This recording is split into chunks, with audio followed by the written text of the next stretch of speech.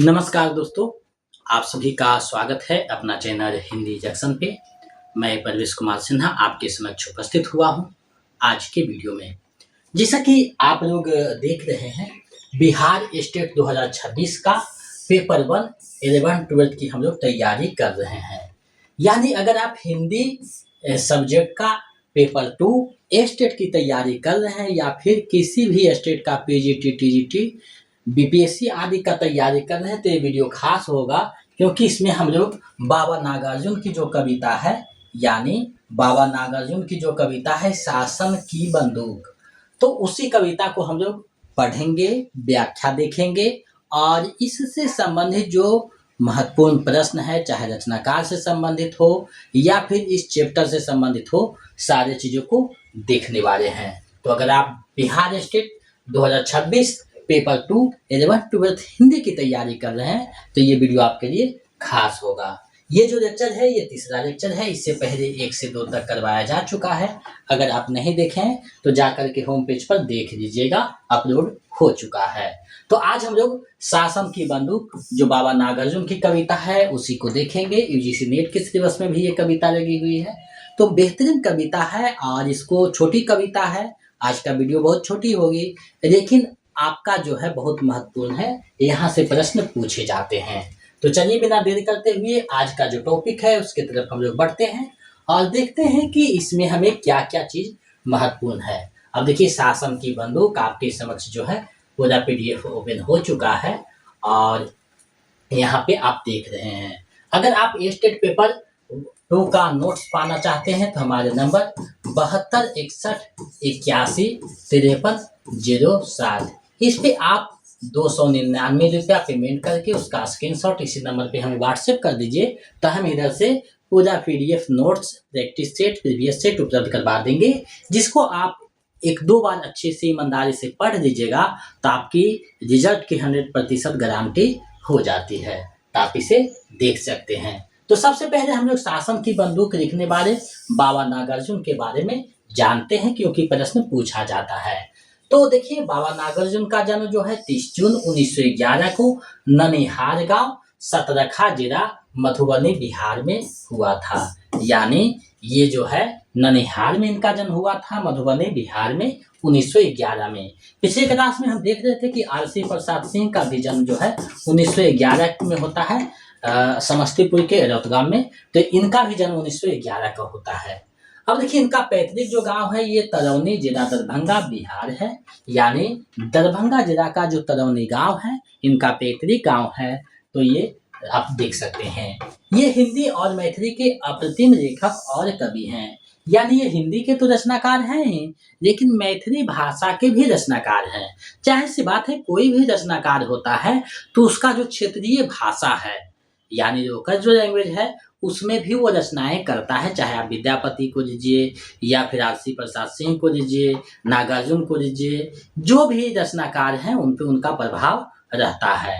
तो ये ध्यान में देखिएगा, यानी मैथिली भाषा में भी ये रचना करते हैं। अनेक भाषाओं के ज्ञाता तथा प्रगतिशील विचारधारा के साहित्यकार हैं। कैसी विचारधारा के साहित्यकार हैं? तो प्रगतिशील विचारधारा के साहित्यकार हैं, ये ध्यान में रखिएगा। प्रगतिशील धारा के ये जो है प्रवर्तक। अब देखिए, यहाँ नागार्जुन ने हिंदी के अतिरिक्त मैथिली, संस्कृत, बंगला में मौलिक रचनाएं भी की तथा संस्कृत, मैथिली एवं बंगला से अनुवाद कार्य भी किया है। यानी संस्कृत और बंगला में भी ये जो है रचनाएं की है और उसका अनुवाद का भी कार्य किया है। साहित्य अकादमी पुरस्कार से सम्मानित किया गया है। यानी इसे जो है साहित्य अकादमी पुरस्कार से सम्मानित किया गया है। इनकी एक रचना होती है नग्न पंछी, उसी के लिए मैथिली भाषा में इन्हें दिया जाता है। मैथिली भाषा में इन्हें जो है साहित्य अकादमी पुरस्कार दिया जाता है, ये ध्यान में रखिएगा। मैथिली भाषा में इन्हें साहित्य अकादमी पुरस्कार दिया जाता है। हिंदी में नागार्जुन के नाम से तथा मैथिली में यात्री के उपनाम से लिखते थे। यानी हिंदी में वो रचना करते थे नागार्जुन के नाम से और मैथिली में रचना करते थे यात्री के नाम से। ये पूछ सकता है कि यात्री नाम से किस भाषा में रचना करते थे, तो मैथिली भाषा में करते थे। यात्री के नाम से कौन प्रसिद्ध थे? तो बाबा नागार्जुन। काशी में रहते हुए इन्होंने वैदेह उपनाम से भी कविताएं लिखी है, और काशी में जब रहते थे तो वैदेह उपनाम से भी कविताएं लिखी है। तो यात्री वैदेह नागार्जुन इनका नाम है, और नागार्जुन का मूल नाम या असली नाम वैद्यनाथ मिश्र है। तो ये बराबर एग्जाम में पूछा जाता है। बाबा नागार्जुन का जो मूल नाम है वो क्या है? तो वैद्यनाथ मिश्र है, ये ध्यान में रखिएगा। और यात्री नाम से भी रचनाएं करते थे। तो ये देखिए परीक्षा की दृष्टि से महत्वपूर्ण है। और देखिए यहाँ पे इनकी मृत्यु के बारे में कहा जाता है कि 1998 को ये हमेशा के लिए सो गए। अब देखिए इनके बारे में जो पुरस्कार और सम्मान है, जब हम पत्रहीन नग्नगाछ के बारे में बता लेते तो साहित्य अकादमी पुरस्कार 1969 में मैथिली में जो पत्रहीन नग्नगाछ के लिए दिया गया था।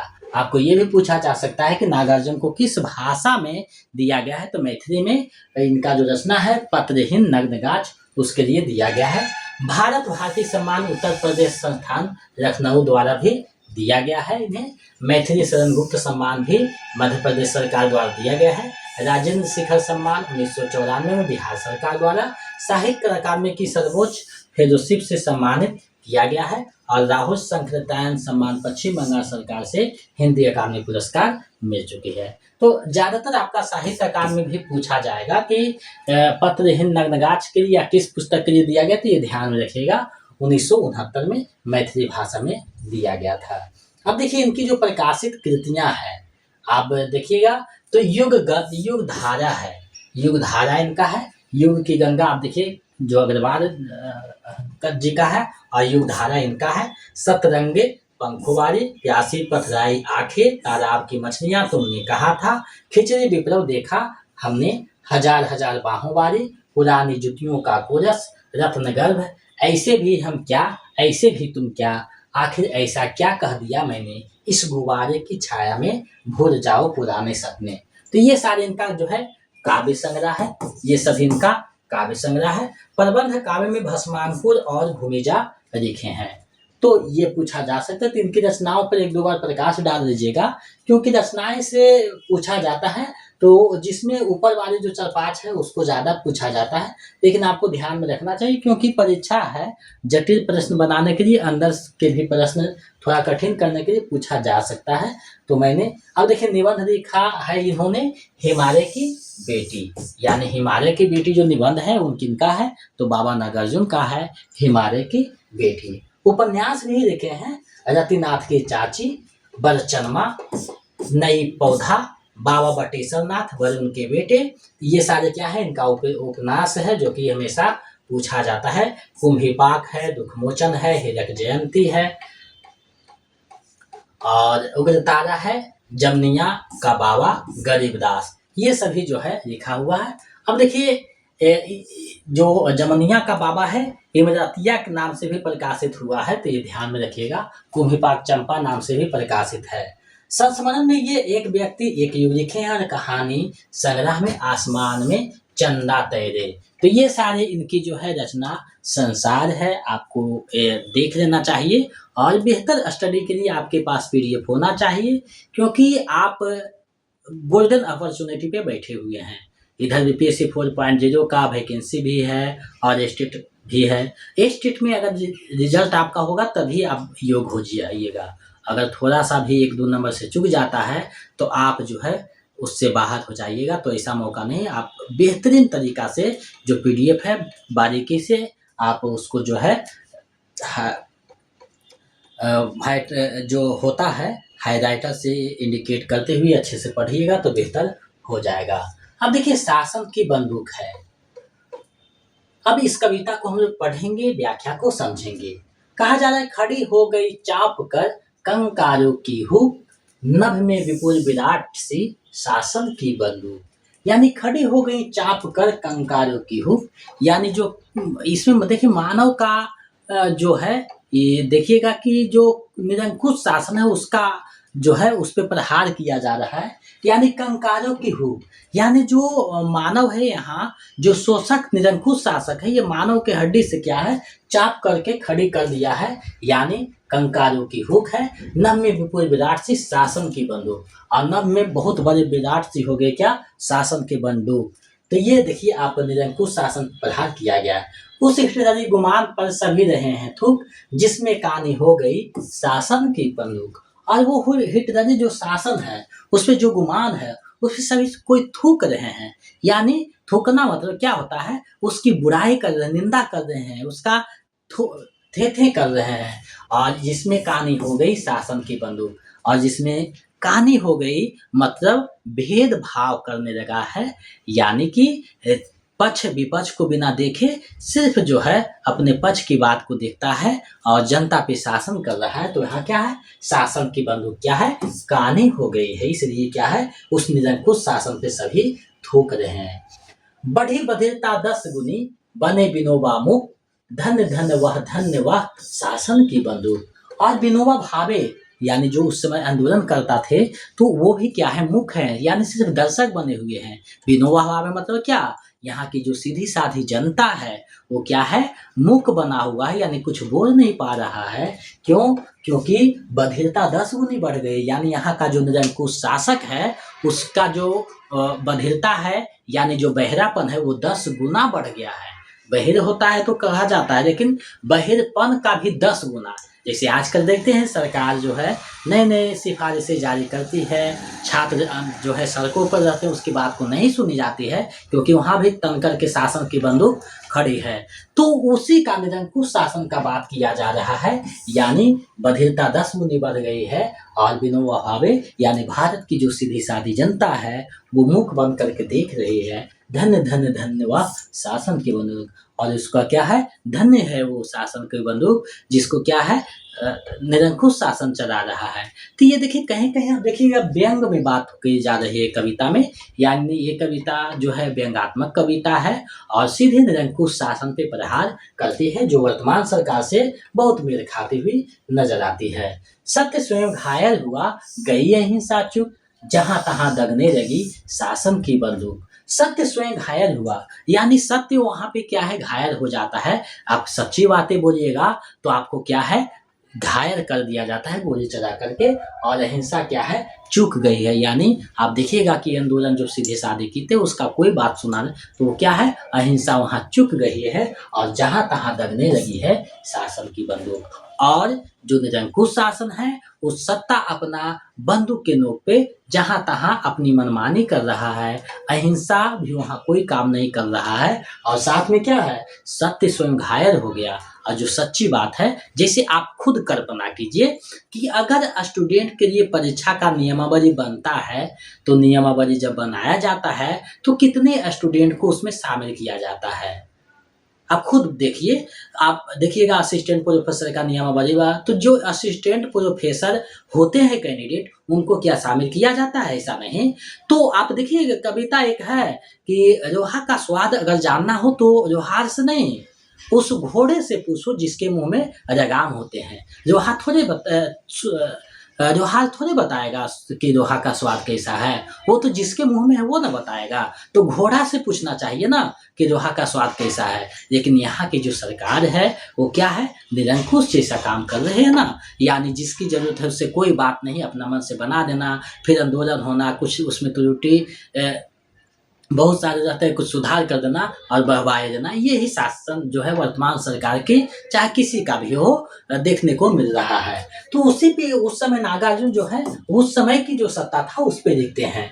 जली ठूठ पर बैठ कर गई को गिराकू, बाल न बाका कर सकी शासन की बंदूक। अब देखिए यहाँ पे अंतिम जो पंक्ति है इसमें क्या है, जनता की बात कि जली ठूठ पर बैठकर, यानी जो निरंकुश शासन उस पर बैठ करके वो किरा क्या है, कुक रही है, यानी मधुर आवाज में बोल रहे हैं। आप देखते हैं कि कितना भी शासन या निरंकुश शासक जो भी है प्रहार करता है, लेकिन बातों को क्या दबा पाता है, बहुत देर तक आप नहीं दबा सकते हैं। कहा भी गया ना कि सत्य पराजित हो सकता है लेकिन बहुत देर समय के लिए नहीं, यानी कुछ देर के बाद पुनः जो है अपना प्रकाश के साथ जो आएगा और अपने जो है पराजय का बदला लेता है और अंत में जो है सत्य को आप दबा नहीं सकते हैं, कुछ देर तक दबा सकते हैं लेकिन अंत में वो अपना रंग दिखाएगा और बाल न बांका कर सकी शासन की बंदूक। और जब वो मुकर हो जाता है, जब बात एक हो जाती है, जब चाह देता है तो बार बांका भी शासन की बंदूक नहीं कर पाएगा। क्योंकि आप देखे हैं कि जब आम आंदोलन होता है, आम जनता जब उग्र हो जाती है सरकार पे, तो सरकार टिक नहीं पाती है। चाहे आप किसी भी देश का जो गृह युद्ध है उसको आप देख सकते हैं। तो निरंकुश शासन बहुत देर तक नहीं चल सकती, ये कविता से भी समझ में आ सकता है। यानी कि बहुत देर तक आप किसी को दबा करके नहीं रख सकते हैं, क्योंकि आप जितना ज़्यादा दबाइएगा उतना ज़्यादा वो विशाल रूप में विस्फोट करेगा। ये आपको जानना चाहिए और सरकार को भी समझना चाहिए, बाबा नागार्जुन जिसको इस कविता के माध्यम से दिखा रहे हैं। अब इसका जो है भावार्थ संक्षेप में देखते हैं। कवि ने आलोच्य कविता शासन की बंदूक में स्वतंत्र भारत की निरंकुश व तानाशाही शासन व्यवस्था की अतिशयता का विरोध किया है। उन्हें शासन द्वारा सामान्य जन को प्रताड़ित किया जाना बिल्कुल भी पसंद नहीं था। शासन अपनी बंदूक के सहारे हिटलरी दिखाकर सामान्य जन को भयभीत करती है। देश के संवेदनहीन व क्रूर शासक का आदेश प्राप्त कर शासन की बंदूक आसमान में तन गई है और जन आंदोलन को कुचलना चाहती है। यानी जितने भी जन आंदोलन हो रहे हैं वे बंदूक की नोक पे कुचलना चाह रही है। आगे देखते हैं कि आलोच्य कविता में कवि ने सरकार की बदनीति व प्रशासन की क्रूर नीति का आक्रमण विरोध किया है। सरकार जब आक्रामक रूप धारण कर लेती है तो बड़ी बड़ी हस्तियां भी मुख्य दर्शक बन जाती है। जैसे आप देख सकते हैं कि बहुत सारे आप देखिएगा कि पक्ष के भी जो होते हैं वो भी कठिनाई को झेलेंगे लेकिन बोल नहीं पाते हैं, मजबूरी के नाम महात्मा गांधी। तो वैसे लोगों पे भी ये कहा कि मुख्य दर्शक बन जाते हैं। तब जनता को ही मोर्चा संभालना पड़ता है और तब कौन मोर्चा संभालता है? आम जनता ही संभालता है। जनता द्वारा सम्यक विरोध करने पर ही सरकार की कमर टूटती है। शासन की बंदूक से निकलने वाली गोली की परवाह किए बिना जब जनता आंदोलन में शामिल हो गई तो सरकार व शासन को उसके सामने झुकना पड़ा। बाबा नागार्जुन ये कब की कविता में लिख चुके हैं। वर्तमान दशा भी आप देख सकते हैं, चाहे TRE 4 की वैकेंसी हो, कोई भी परीक्षा हो, अपने मन से चेंज कर देना, फिर ये नियम बनाना। आप खुद एक बार बनाइए ना, 10 साल 20 साल के लिए बनाइए कि हम इस पे अटल रहेंगे। इसका मतलब अपने नीति पे खुद विश्वास नहीं है किसी को। तो ये क्या है? निरंकुश शासन वर्तमान में भी आप देख सकते हैं। तो ये जो है यहाँ पे नागार्जुन जो है कविता के माध्यम से समझाए हैं। अब देखिए कविता को हम लोग समझ गए हैं और पूरी कविता को आप थोड़ा सा ध्यान में रखिएगा क्योंकि कविता की पंक्ति भी पूछी जाती है, तो आप उसको ध्यान में रखिएगा। अब आगे बढ़ेंगे और देखेंगे कि आज का जो प्रश्न है वो क्या है। प्रश्न को देखने से ही पता चलेगा ना कि आखिर प्रश्न कैसे पूछा जाता है।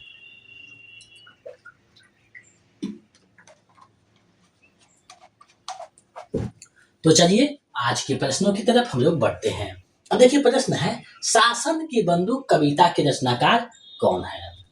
इसमें तो कोई दिक्कत नहीं होना चाहिए क्योंकि अभी आप लोग पढ़े हैं। तो शासन की बंदूक बाबा नागार्जुन की कविता है, विकल्प क जो है सही हो जाएगा। आगे है, नागार्जुन का जन्म कब हुआ? तो बाबा नागार्जुन का जन्म 1911 में होते हैं, जैसा कि ऊपर हम लोग देख चुके थे। तो विकल्प ख सही हो जाएगा। आगे है, युगधारा काव्य संग्रह के रचनाकार कौन है? तो युगधारा बाबा नागार्जुन की पहली रचना है, तो विकल्प ख सही हो जाएगा, नागार्जुन की रचना है।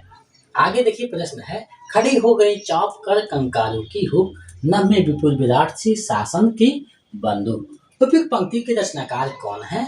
तो इस पंक्ति के रचनाकार बाबा नागार्जुन है और किस कविता से ली गई है? तो शासन की बंदूक कविता से ली गई है। शासन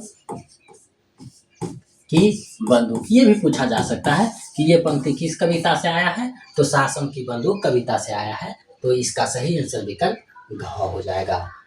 अब देखिए शासन की बंदूक कविता में किस पर प्रहार किया गया है? ये बहुत बार आया है, स्टेट 2023 में भी आया है, 24 में भी आया है और 25 में भी आया है। तो ये कविता में किस पर प्रहार किया गया है? तो निरंकुश शासन पर प्रहार किया गया है। विकल्प क जो है सही हो जाएगा, निरंकुश शासन पर प्रहार किया गया है। आगे देखिए आया है, इनमें कौन सी रचना नागार्जुन का है? तो देखिए, सतरंगी पंखोबाजी, प्यासी पथराई आंखें, तालाब की मछलियां, सभी रचनाएं उन्हीं का है, तो विकल्प घ जो है सही हो जाएगा। आगे है, प्रस्तुत कविता किसका चित्रण हुआ है? प्रस्तुत कविता में किसका चित्रण हुआ है? तो प्रस्तुत कविता में किसका चित्रण हुआ है? तो आप एक एक चीजों पे गौर कीजिएगा तो आपको समझ में आएगा कि सत्ता में जो है उसका भी चित्रण हुआ है, शोषक वर्ग, तानाशाह सरकार, तीनों का चर्चा किया गया है ना। तो फिर में से सभी इसका हो जाएगा, विकल्प घ इसका सही आंसर हो जाएगा। यानी शोषक वर्ग, तानाशाह सरकार है जो सत्ता है, सभी का इसमें जो है चित्रण किया गया है, तो विकल्प घ इसका सही आंसर हो जाएगा। सत्य स्वयं घायल हुआ, गई अहिंसा चूक, जहां तहां दबने लगी शासन की बंदूक। तो ये कविता के रचनाकार कौन है? तो बाबा नागार्जुन है, विकल्प ग सही हो जाएगा। और शासन की बंदूक कविता से ली गई है। आगे है, नागार्जुन का मूल नाम क्या है? तो बाबा नागार्जुन का मूल नाम क्या है? वैद्यनाथ मिश्र है। क्या नाम है? वैद्यनाथ मिश्र है, विकल्प क सही हो जाएगा। और यात्री नाम से कौन कविताएं लिखते थे? तो यात्री नाम से भी ये कविताएं लिखते थे, तो ये भी ध्यान में रखिएगा, यात्री नाम से भी कविताएं लिखते थे। यानी यात्री नाम से मैथिली में कविता लिखते थे और नागार्जुन के नाम से हिंदी में लिखते थे, तो ये ध्यान में रखिएगा, विकल्प क जो है सही आंसर हो जाएगा। आगे है, नागार्जुन मैथिली भाषा में किस नाम से कविता लिखते थे? तो नागार्जुन मैथिली भाषा में कविता लिखते थे किस नाम से? यात्री नाम से कविताएं लिखते थे। मैथिली भाषा में किस नाम से कविता लिखते थे? तो यात्री नाम से लिखते थे, विकल्प ग जो है आपका सही आंसर हो जाएगा। तो आज हम लोगों ने देखा शासन की बंदूक, बेहतरीन कविता थी, निरंकुश शासन पर प्रहार किया गया था, तो उसको मैंने देखा, आप लोगों के समझ प्रस्तुत किया। और इससे ज़्यादा यहाँ से प्रश्न नहीं बनेगा, तो आप लोग एक दो बार इसको देख लीजिएगा। और अगर आप स्टेट का नोट्स पाना चाहते हैं तो पेपर 1 के लिए 199 रुपया और पेपर 2 के लिए 299 रुपया पेमेंट कर दीजिएगा हमारे नंबर 7261815307 पे। और इस पे पेमेंट करके स्क्रीनशॉट व्हाट्सएप कर दीजिएगा, तो हम इधर से आपको पीडीएफ उपलब्ध करा देंगे, notes, practice set, previous set, जिसको आप ईमानदारी से 2-3 बार बना लीजिएगा, पढ़ लीजिएगा, रिविजन कर लीजिएगा, तो आपका 100% गारंटी है कि रिजल्ट हो ही जाएगा। तो आप लोग देर नहीं कीजिए, क्योंकि गोल्डन अपॉर्चुनिटी है, बीपीएससी 4.0 वैकेंसी भी आई हुई है, तो आप लोग जल्दी कीजिएगा। साथ ही अगर आप पहली बार हिंदी जंक्शन चैनल पे आए हैं तो सब्सक्राइब करके बेल आइकन को दबा दीजिएगा, ताकि समय से आपको नोटिफिकेशन मिलता रहे। और वीडियो देखिए, आपको कभी भी अपलोड किया जाएगा, क्योंकि समय बहुत कम है, तो हो सकता है दिन में 2 वीडियो, कभी 3 वीडियो, कभी 4 वीडियो भी हो सकता है, कभी 1 वीडियो भी हो सकता है, तो ये गारंटी नहीं है। इसलिए आप लोग बने रहिएगा, सब्सक्राइब कर दीजिएगा, तो आपका नोटिफिकेशन मिलता रहेगा। तो आज के लिए बस इतना ही, मिलते हैं नए वीडियो में। जय हिंद।